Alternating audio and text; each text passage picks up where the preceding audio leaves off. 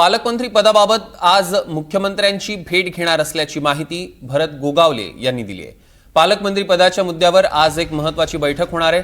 पालकमंत्री पद मिळालं पाहिजे, मात्र नेमणुकीला विलंब का होतोय याचं उत्तर मुख्यमंत्री आणि उपमुख्यमंत्री देतील असंही सांगण्यात आलं।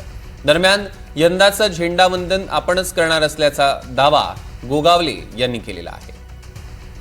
दरम्यान भरत गोगावलेंसोबत संवाद साधलाय आमचे प्रतिनिधी विशाल पाटील यांनी। बघूया। मंत्री भरत शेठ गोगावले आहेत, आपण त्यांच्याशी बोलणार आहोत। ज्या पद्धतीनं पालकमंत्री पदाचा तिढा अद्यापही कायम आहे, 4 दिवस उरलेले आहेत 15 ऑगस्ट यायला। तुम्ही म्हटलं होतं की झेंडावंदन मीच करेन, दरवर्षी यादी येते मात्र अधिकृत पालकमंत्री पद येत नाहीये। म्हणणं आपलं बरोबर आहे, त्याबद्दल काही दुमत नाही आहे। शेवटी मुख्यमंत्र्यांच्या हातामध्ये आहे, मुख्यमंत्री करतील ते।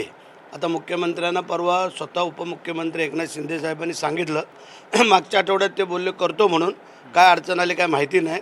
हे आज आम्ही जातो आहे, आम्ही विचारू काय नक्की द्यायचं आहे नाही द्यायचं आहे किंवा काय, आज आम्ही विचारून पुढची काय गोष्ट आहे ती तुम्हाला सांगतो। शिवसेनेचे सगळे मंत्री असतील, कोकणातले आमदार असतील, सातत्यानं गेली 2-2.5 वर्ष या पालकमंत्री पदासाठी सातत्यानं मागणी करतायत।